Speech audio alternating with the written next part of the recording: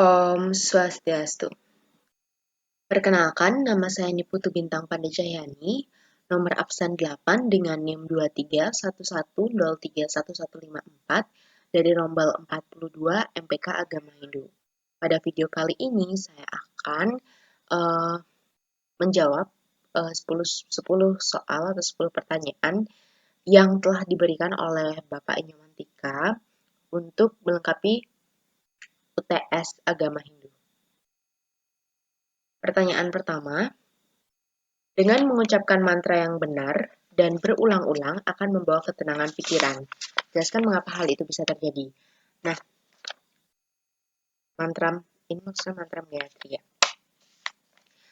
Mantra Gayatri adalah mantra yang suci, yang berarti dapat melindungi kita karena Gayatri adalah Annapurna, Ibu Jagat Raya, kekuatan yang menjiwai segala kehidupan.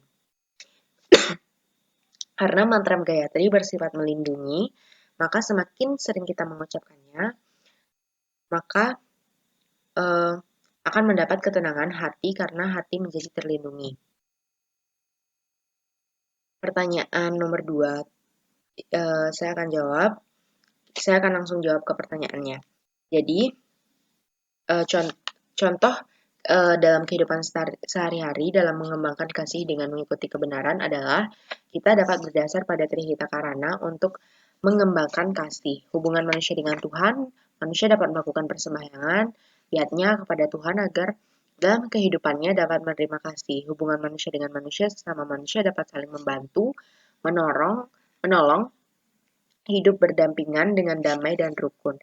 Dan hubungan manusia dengan alam dilangsungkan dengan manusia senantiasa menjaga alam agar tetap terawat sehingga alam tempat tinggal manusia menjadi nyaman.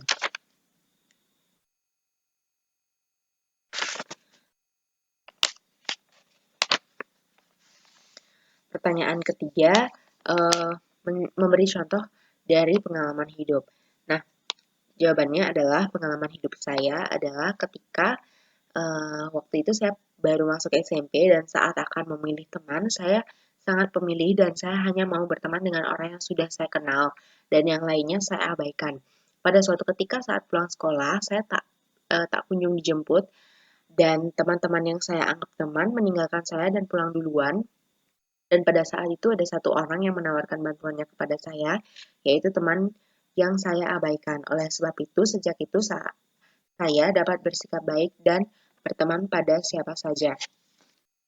Jadi dari sana saya mulai meresapkan nilai-nilai kemanusiaan. Pertanyaan keempat,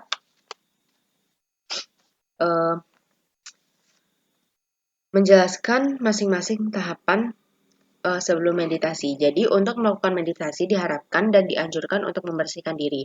Pertama dengan mencuci muka, mencuci tangan, kaki, dan bila perlu mandi adalah untuk membersihkan diri serta menyegarkan badan dan pikiran. Lalu diharapkan mencari posisi yang baik dengan beralaskan kain atau tikar dan posisi punggung tegak lurus agar pernafasan lebih baik dan seimbang serta tangan ditaruh atau diletakkan di pangkuan, lalu memejamkan mata dan menenangkan pikiran sehingga pikiran dapat lebih tenang.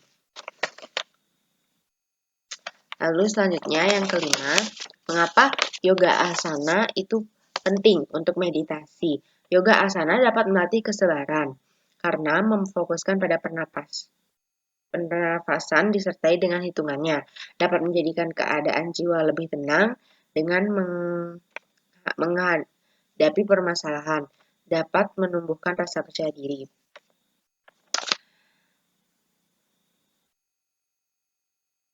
Nah, rangkaian yoga Surya Namaskara. Nah, yoga Surya Namaskara adalah cara untuk pengendalian diri dalam hal berpikir yang bijaksana. Pada pranayama, biasanya digunakan untuk mencapai kesehatan yang lebih besar, karena hal ini biasanya dilakukan untuk latihan pernafasan.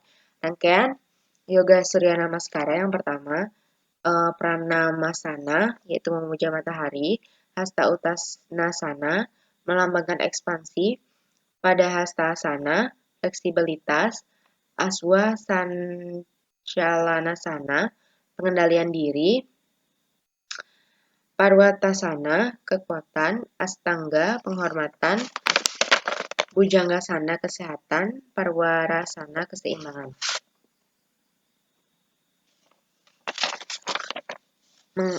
Ide yang Widi bersifat via pakai. Bagaimana Anda dapat membuktikan Tuhan itu ada di mana-mana. Nah, dengan mempercayai akan adanya percikan dari Brahman atau Atman atau Jiwatman.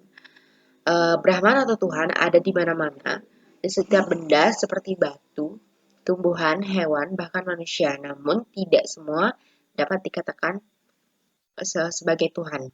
Dengan adanya keinginan melindungi diri sendiri, maka percayalah Tuhan ada di setiap hal di bumi ini.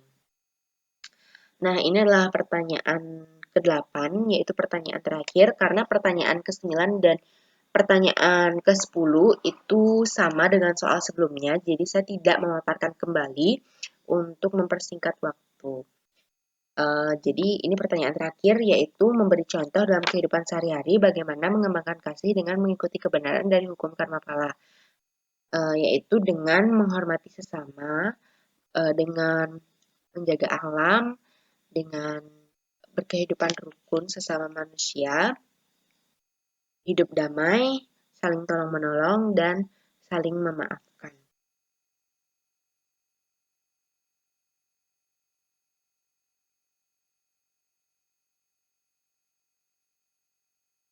Sekian jawaban soal UTS agama dari saya.